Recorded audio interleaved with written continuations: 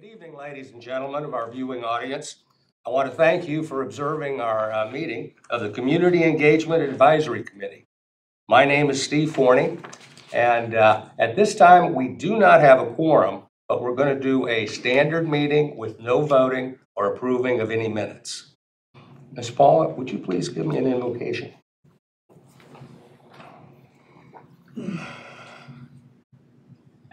Dear Lord, thank you for bringing us all together today.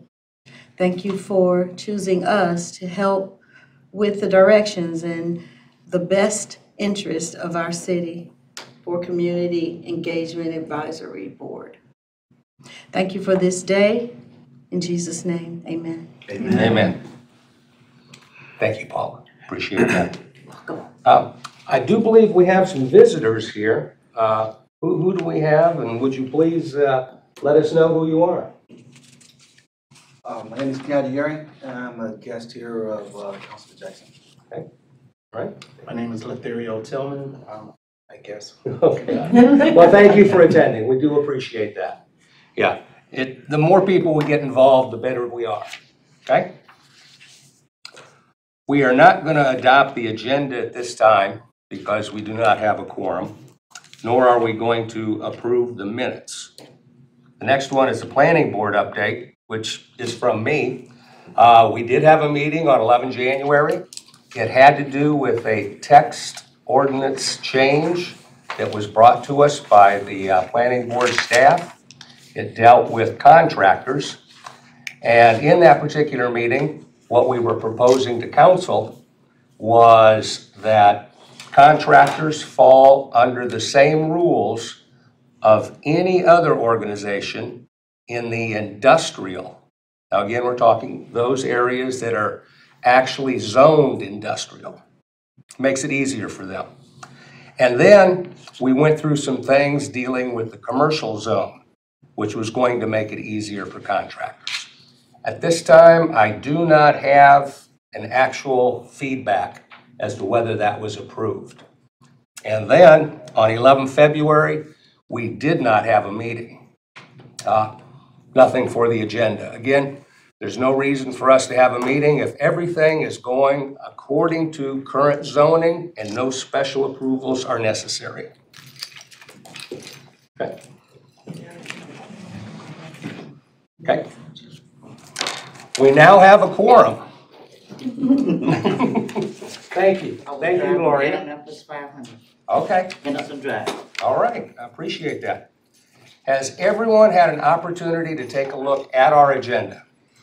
I know we've gone past it a couple times, but if I could have a motion for approval, I would appreciate that. So moved. Second. All in favor? Aye. All right. We have adopted the agenda. Has everyone had an opportunity to go over the minutes of December 17th? I got those and all that. If I could have a motion to approve those minutes? So moved. Second. All in favor? Aye. Aye. Okay. We have done the planning board update.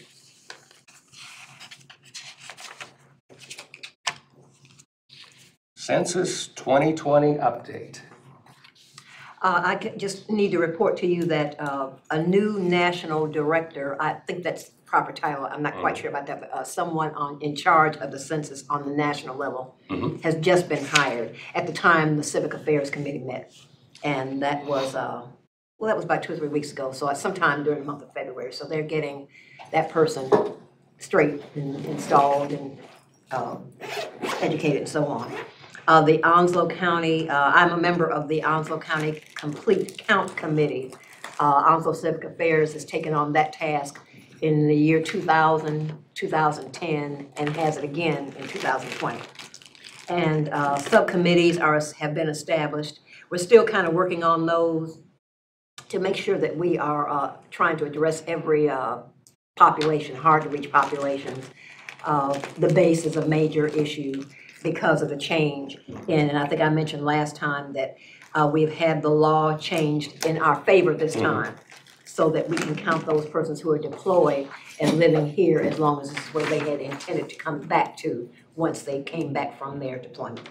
And that makes a huge difference because we lost 20,000 people in the 2010 census because of just the change in that law.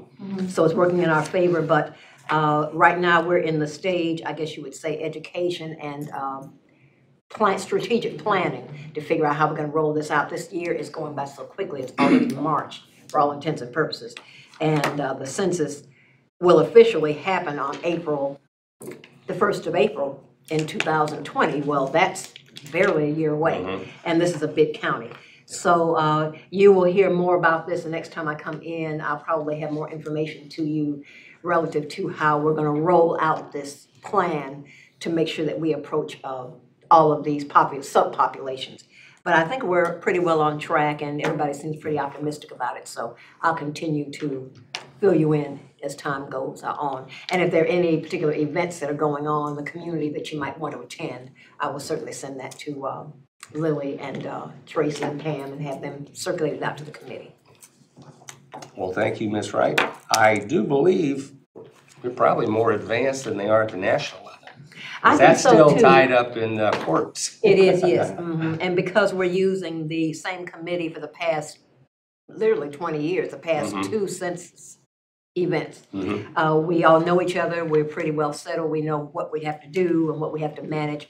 And I will say one thing before we leave that issue, and that's, I think it's, especially since we have a viewing audience, it is just so crucial to people who are watching and to all of us here. We know it, but we need to please spread the word because it is so crucial that we count accurately and that we count everyone. And we want to emphasize to you, we're working on a committee to even explode myths. And we're working on that kind of thing to make people understand that the information they can collect on the census has nothing whatever to do with other aspects of your life. The information is protected for 75 years. So literally anybody who is sitting here this time and getting counted is not going to be here by the time they can release this information. And the one thing I would say to you is two things: that the House of Representatives, there are only 435 members, no more, no less. We lost a member from North Carolina to another state because of our loss in numbers. Hopefully we'll gain that back. We want to have as much representation as we can in Congress. But the bigger issue, I want the viewing audience to understand that every person that is counted in this census represents $1,623 of federal money that will come back to North Carolina or that we will lose from North Carolina if we do or we do not count correctly.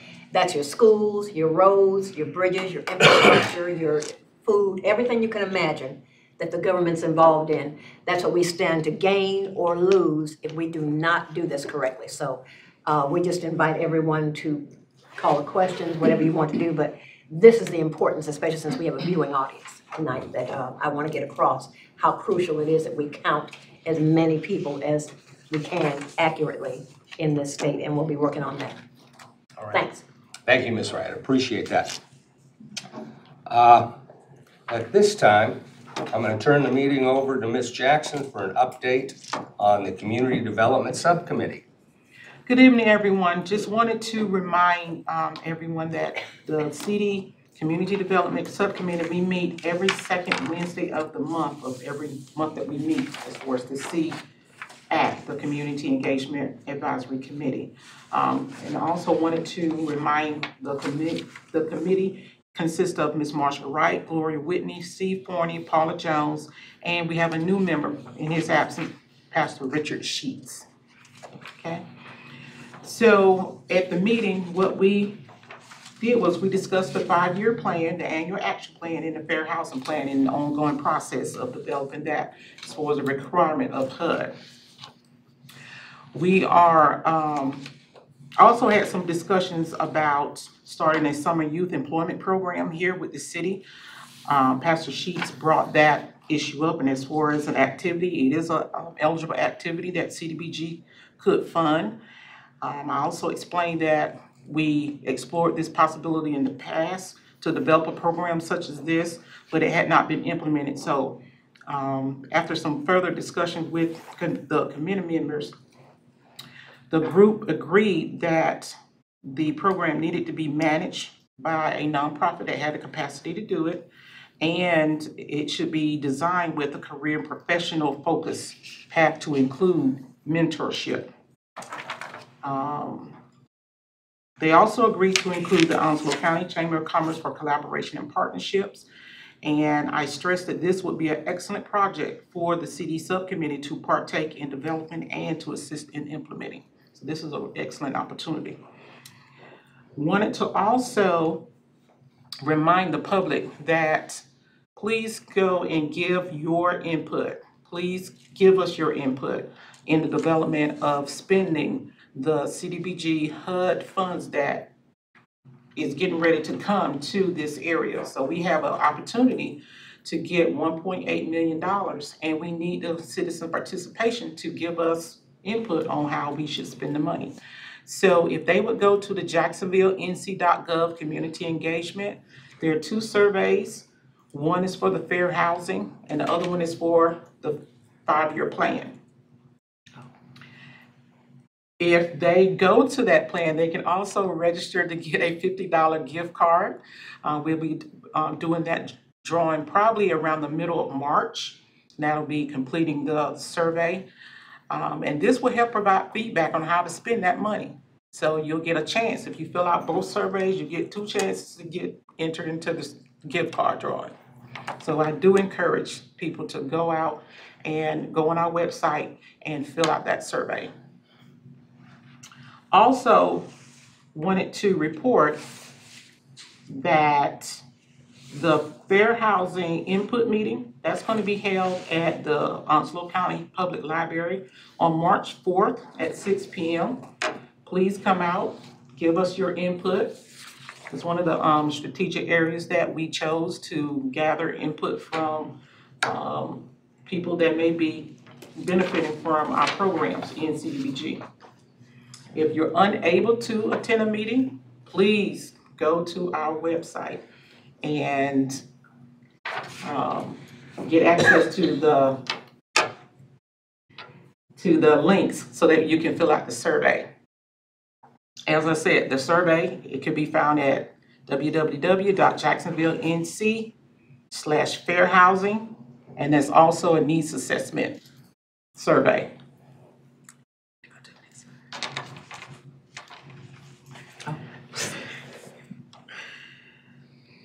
Next one. Next, okay. Also, wanted to give some updates on our CD project. So we have several rehabs that's, because of the government is back online, it has reopened. We have 4 rehabs that would go out to bid in the early part of March. The demolitions, Pamela Trafton, she's going to give you an update on that. But from the subcommittee, Ms. Wright asked that Ms. Trafton inform the residents of the live burning training that's going to be happening in that neighborhood. With home ownership, we have 2 active projects at 124 Newberry and 310 Sherwood Road. The construction is ongoing and it has begun at 310 Sherwood Road. With our capital projects, the Jack Amiette bathroom project will move forward for the upcoming year. And the bid has been awarded. Also, the sidewalk phase 1 project with Georgetown will go forward, and we're planning on funding that in the next fiscal year. Wanted to remind the review committee for the nonprofit funding applications. They will be held March 11th through the 12th at Johnson Boulevard in meeting rooms, at the Johnson Boulevard meeting rooms at 9 a.m. And finally, as far as acquisitions, we just purchased 2 townhomes in Country Club Villas. The 444 Murderwood Circle, we're going to be closing on that one on tomorrow, and we purchased already at 446 Murderwood Circle. There are plans that we are going to turn this into affordable housing. There may be opportunities for us to have a community center area meeting place there, but we're also going to use this opportunity for a project for the city's leadership to go in and help renovate, demo, and get it ready so that we can get this house livable and habitable.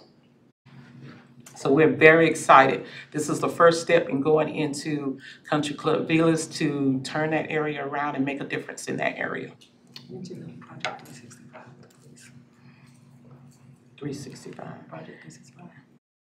I can mention. Yeah. Okay. We're also collaborating with the police department on Project 365.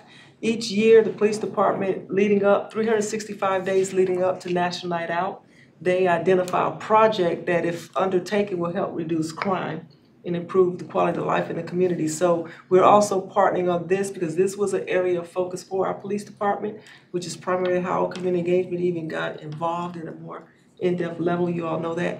And so we will not only, the leadership team, participate in renovating the property, but our police officers will also participate in renovating the property. And we'll document through video and pictures the process of before and after. And then in August of 2019, during National Night Out, well, prior to, they submit this project and hopefully it'll win an award at the national level. It's a competitive process that cities submit their projects, so we're excited. We won one before. That was the apartments next to the bypass that we tore down. I can't remember the name of it, but that was one that we did, yes. So we're excited to submit this project and work together as a city team, and you'll hear more about some of our branding and things we're working on doing. That was Roosh Apartments, wasn't it? Rush, yes, that's it. Yes. Yeah, I couldn't remember the name of it. So finally, just wanted to remind that the next subcommittee meeting will be held at 10 a.m. on Wednesday, April 10th. And it's going to be at 10 o'clock a.m. on Wednesday, April 10th, 2019. And that's all I have. Well, thank you, Tracy. Appreciate it. And Ms. Trafton, if you would please update us on community engagement. Okay.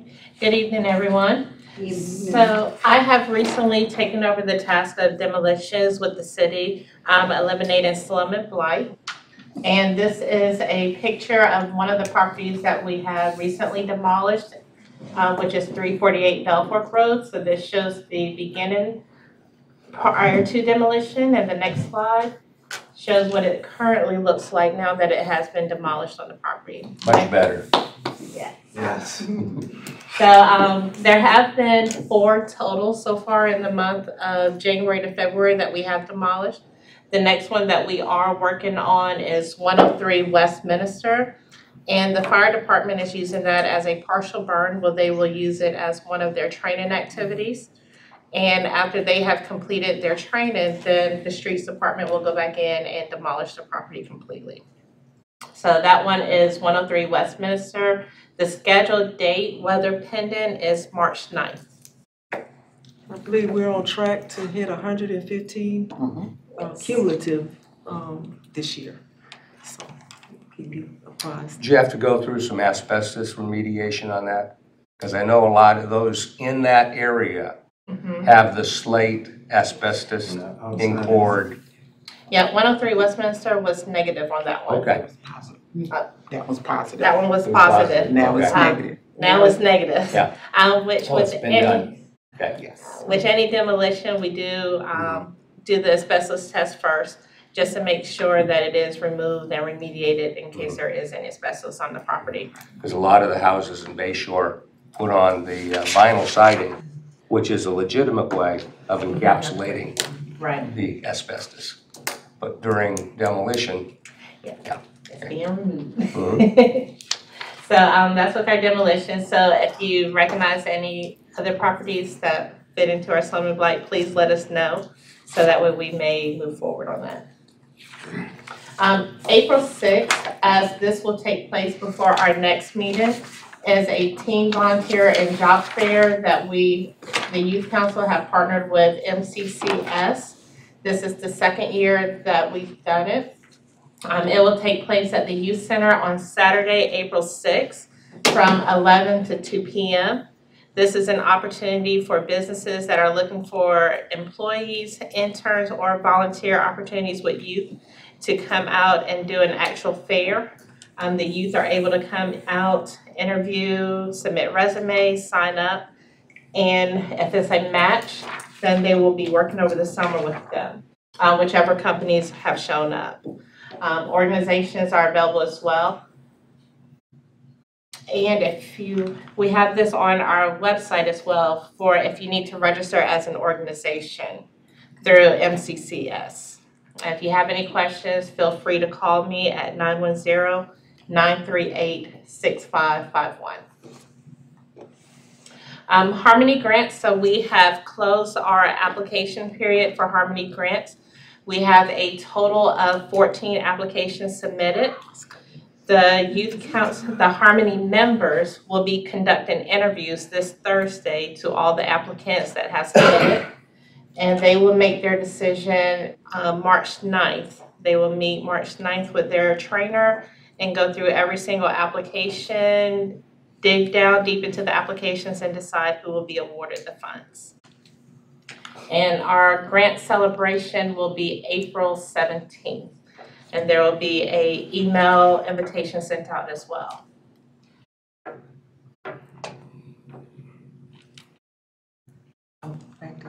Oh, okay. Thank you, Pamela, I appreciate it.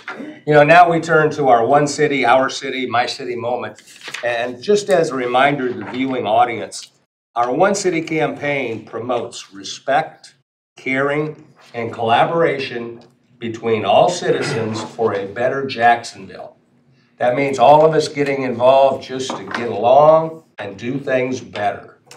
And what we want to do at this time is if anybody has any of those moments that they have observed, whether it be on nightly news or, you know, something that you've seen within your local community, you know, now is our time to, you know, just bring it up to the viewing audience.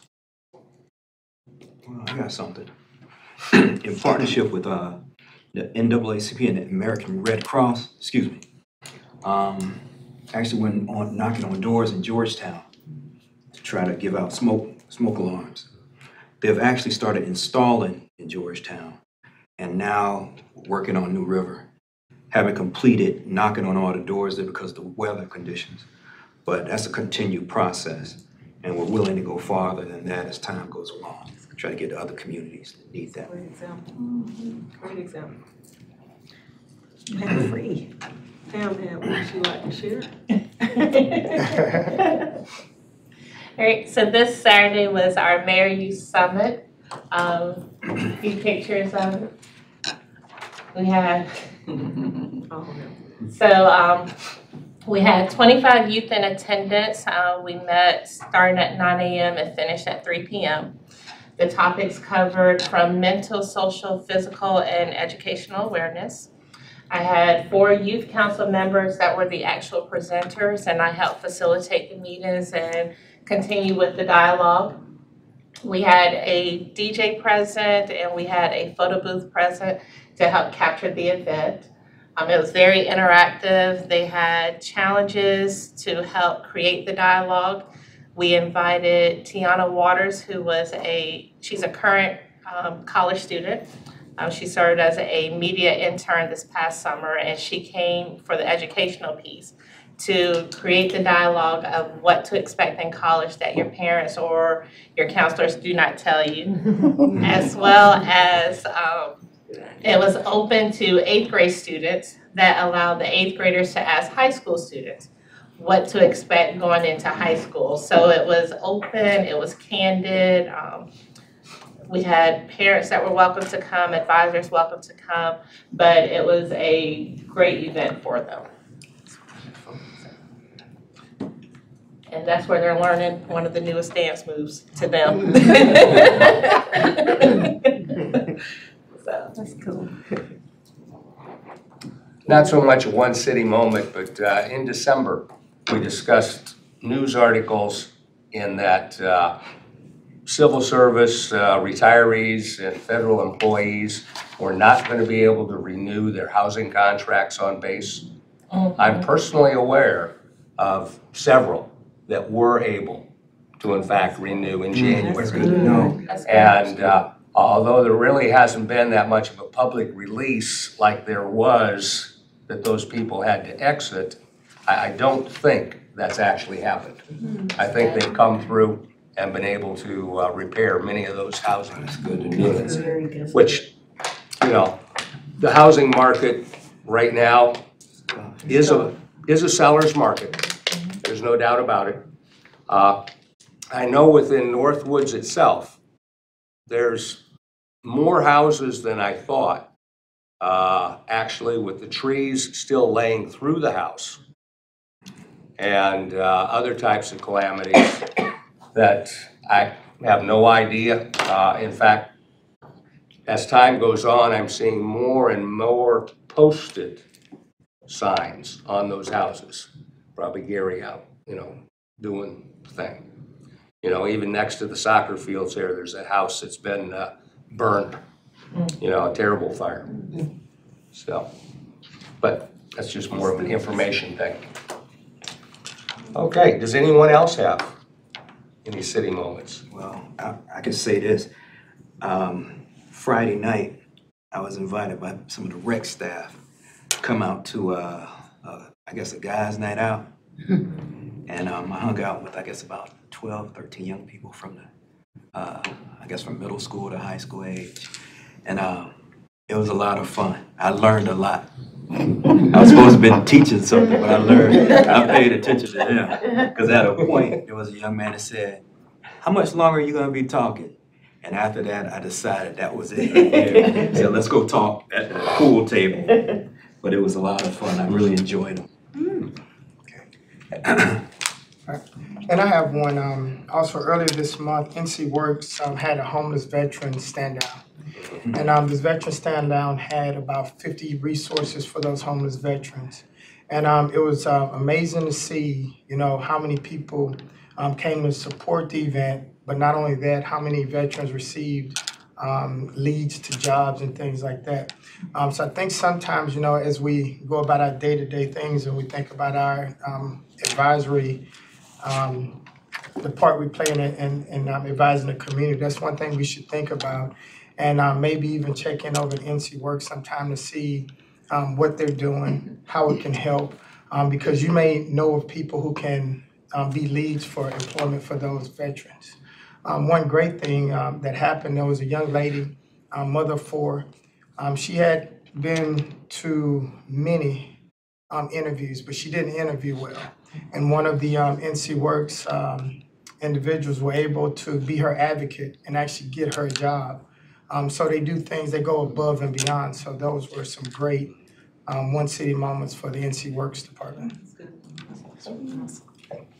Thank you. Anybody else? At this, oh, I'm sorry. I'm sorry. I was going to say that at our church, St. Julia AME Zion Church, that our food bank is, we are a food desert, and our food desert is growing by leaps and bounds. Every Friday, the church receives a truck of donations from food to clothing, linens, sometimes toys, canned goods, fresh goods.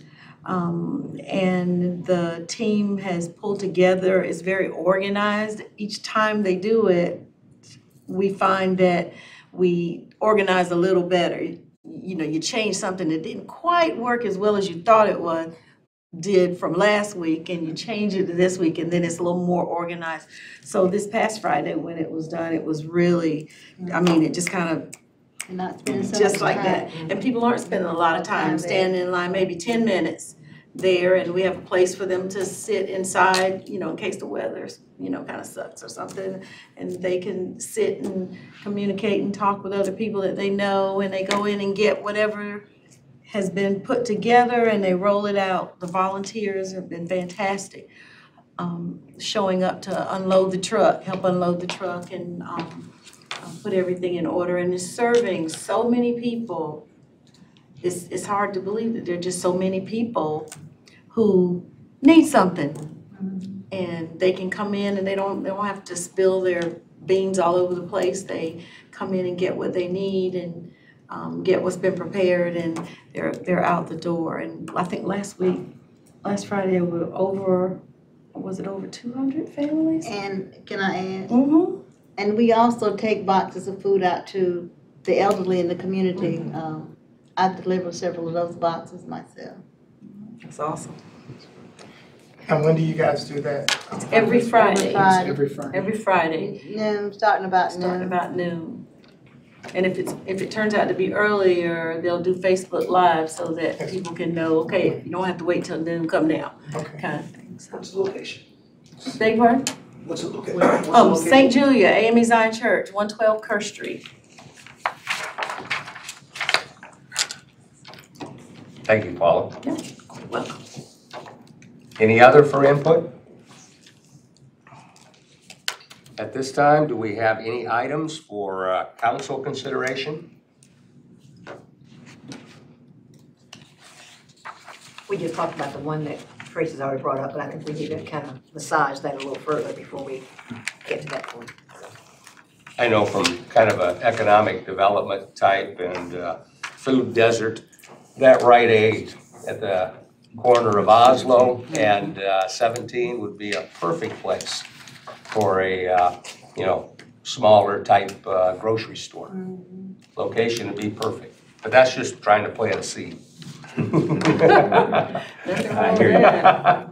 I will add just, the Oslo County Farmers Market, I work on a committee that's been working to address the food desert issue. And they're trying to locate the farmers market. As you know, we lost it out on Western Boulevard. They're trying to bring it closer to downtown, actually in the food desert. So we're researching sites right now, don't have anything concrete. But if we can get the farmers market somewhere downtown strategically located, that would bring some healthy food options, fruits and vegetables to this area. So I'll keep you posted. We have a meeting. We're trying to plan our next meeting now. Sometime in March. I'll let you know when. Okay, all right, appreciate that. All right, I do believe, and any specific items possibly for our next agenda? And if you don't have any right now, I know there's an easy way to get a hold of either Tracy or Pamela or Lily and just let them know. I will mention this. Because of what happened to Jack Amiet, eventually we're going to be working with the Recreation Department and maybe other departments to put out a survey. Because what they want to understand is the needs for that area. So when we start rehab or actually creating another rec center, we only gonna have one chance to get that right, and then we're stuck with it. So we want to, and that rec center used to impact just more than New River. So we want that in consideration into the larger area. And I will add, one of the things in our staff meeting discussion is we talked about different strategies, one of which includes door-to-door.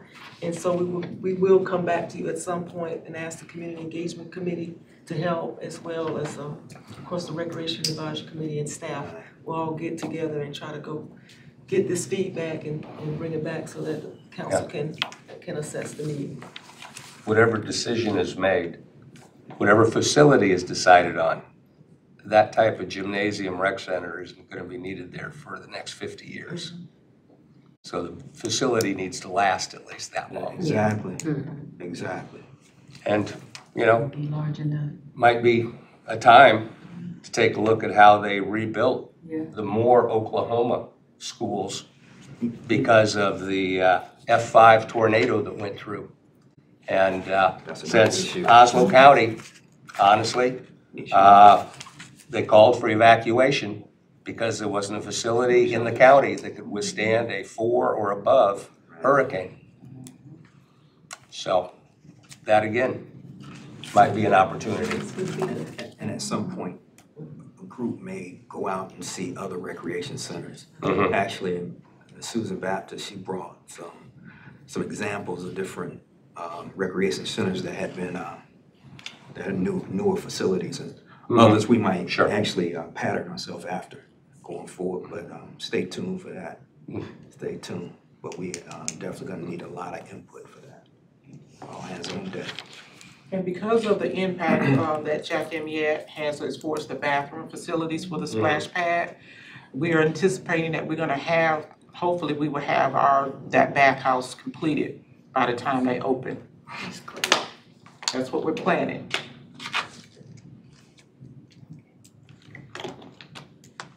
Okay.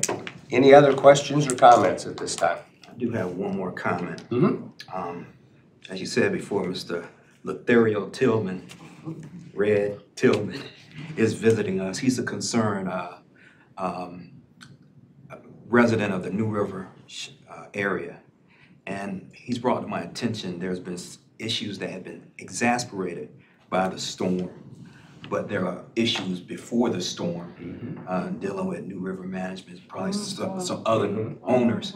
So what we're gonna do, Mr. Kenyatta Urin and myself and Mr. Tillman's gonna get together with other residents and find out if there's issues concerning code enforcement issues, or if we need to talk to some other folks about how to handle their needs. Just for a little background information, there are well over 1,200 units within the New River area, Right. of which a little over 600, 700 of those apartments under. 700 are under single management, where the others are a combination of single-family dwellings owned or rented, and then there's blocks of 40 to 60 by other peoples. So I wish you good fortune in We do what we can where we can. yes, How about it? yes. I will ask, is the issue primarily with the Townsend Apartments? It's mainly with Townsend. Back in November 2017, me and my wife moved there. And they've done this to everybody. They'll do that virtuality tour. And you go on there and you see, oh, this looks nice. And you call them and they tell you, well, we got this one available. You better do it now because you know this is a military town. And everyone falls on it, boom. And when they move there, it's totally different. When I got there, it was too late, lease was signed, I paid my money. And I basically said to the management, I'm a no-nonsense man. And I said, I don't stand for nonsense. And I told maintenance, I says, if I was back, because I used to live in Boston, and I was the chief engineer for the Marriotts, 5 of them. And I said to him, if I had to hire you, you would have been fired. And he's like, what? He said, well, code. I said, don't talk to me about codes. I says, I've lived in California, Florida, Georgia, Boston, New York, so I know codes. I said, I have to know that. And I says, when I talk to people who's been there 19, 20 years, I went to one woman's house and I took pictures. Wires were exposed, naked wires to a heater. And I said, that's like having a loaded gun and there's a 4-year-old. I said, you can tell a 4-year-old, leave that gun alone, leave that gun alone, but eventually, and I told him. And the reason I asked the question is because I do know we have code enforcement cases open. So I want to maybe talk with you offline about some data, maybe have Gary come and give you a presentation of what the city's been doing. I know Danny Bryant has been involved. We've met with the property managers and their team and contractors. And, you know, we're trying to work. I would say our goal is to make sure that the housing is safe, and we realize that if you're not living in New River, you're probably not living anywhere else. And so we don't want to create homeless situations if that's all that people have. So we've been working strategically with that developer, and I know there's been some frustration on both the city side and that side. So we'll look into it a little bit more. Maybe things we don't know about, but I know there's a lot we do know about. So we've been working to get those corrected. Thank you. Any other questions or comments? I have one. It's not a question. Well, it might be kind of a question. I know on occasion at our meetings we have addressed the grocery store issue. You know, y'all remember what I'm talking about? That you drive so far to the grocery store, you're driving on the other side of town, and it had to do with the number of, what is it, the needs, some maybe it was some type of assessment, but the number of people that live in an area that gets a grocery store kind of sort of, yeah. And now that's kind of happened with our drugstores too, with the Rite Aid that you were speaking of earlier closing. So I was thinking I got to go find my sinus medication. I got to go to Walgreens, which is out there by the mall, or CVS, which is across from the mall, which might be my closest possibly, or out to 258. You see where I'm going with that? Or over by Jacksonville High School, and I live down there. You know, I live down the street, so it's kind of like, can we kind of readdress that again? Well, I will say, one of the things that that has just been announced probably, back in December, I guess we start hearing more about opportunity zones. It's a new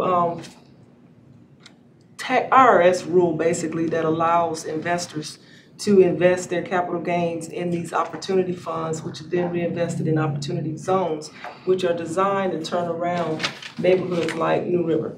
I've met with the representative from JOED, Jones Council of Economic Development, Ryan, and what we're trying to do is put together a marketing plan for how to market these opportunities like New River, let people know we have a zone, which they know we have a zone. I will say every county has one, and these are also in other states. But what is it about Jacksonville that will make an investor want to come and invest in? So we're trying to put the marketing piece together, and it'll be posted on the city's website, it'll be posted on the JOED website and other places where investors are likely looking for opportunities to come in and utilize their investment, because they get tax breaks because of it. And so we want to be competitive, and we all, and of course, New River is our opportunity zone. We've known it for years. There's two. There's one that also leaves right there, the Triangle 258 area, going out toward Burton Park. That's another opportunity zone. That one sits primarily in the county. Of course, New River sits primarily all of in the city. So we'll be working on different strategies, but again, it's private investors, they have their models that they're looking for as far as number of residents, as far as what they need for profitability. And then what our role as a city is, how do we provide the amenities, infrastructure, water, sewer that they need to be successful. So that's kind of how it kind of works. So we've got some work to do in New River with the apartments, for example. We know that's a big revitalization opportunity, as well as the shopping center. It's a big revitalization opportunity, but it's going to take private investment to come in and do it. So we want to position ourselves to be able to draw some of that investment into the city. And actually, I'm on appointed to a committee, the National League of Cities, which is the Finance, Administration, and Intergovernmental Affairs, Intergovernmental Relations Organization. And that's as the information about opportunity zones opens up, because they're still getting through that process. I'll make it available, and also as I learn more about the census, I'll bring it forward too, because that's two of the areas that we're concerned. About. And the closest area to you is actually Johnson Drug now. Yeah. Right. Yeah.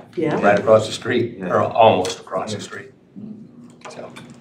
And of course, we've been there for years. Yes. We've been going there for years, and but there's no chain actually. So. And that's, I think, the big thing is the chain. Okay. Any other questions or comments? I just want to kind of go over a few dates that are coming up then. We have the Fair Housing Community Input at our main library on March 4th at 6 p.m. We have nonprofit grant applications due on March 4th. And of course, that's when our Community Development Subcommittee gets together and starts going over those. Planning Advisory Board, I'll be in attendance there if we have a meeting on March 11th. We have a home buyers education course March 16th. And is that right here at the city? That's right here in this room. And just call 910-938-5286. The cost of the class is $10 per person, and you all are encouraged to attend. And also, anyone that wants to attend the Fair Housing Input meeting at the library, you're welcome to join me. Okay, and we have city council meeting, March 19th. NCDA training, and that's That's training that we're hosting, the National Community Development Association regional training here in Jacksonville. And our topic for that session is what's going on with disaster recovery grants, the Community Development Disaster Recovery Program. Typically, in years past, there's been something called community CDBG-DR, which means you can use your community development block grant funds for disaster recovery. That information hasn't been released yet, but they're coming out to communities explaining how it will work should we get any additional funds for disaster recovery. So it's really open to other cities in the eastern part of the state that administer these programs, and I think you've invited some nonprofits that may want to learn about it, but that's the target. They're bringing some national training here to Jacksonville. And the deadline for that is this Friday, March 1st, to register. If you need any additional information, please contact us. We'll be glad to forward you the link to register for the class, the training. Can you email that to me? Okay. and then we have the teen volunteer and job fair, April 6th. And that is this particular one that was up on the screen earlier. Our next meeting, fourth Monday in every even-numbered month, and we actually have the dates. Our next one is Monday, April 22nd, 6 p.m. May I have a motion to adjourn? I'll make a motion that we adjourn. Second. All in favor? Aye. I want to thank everybody.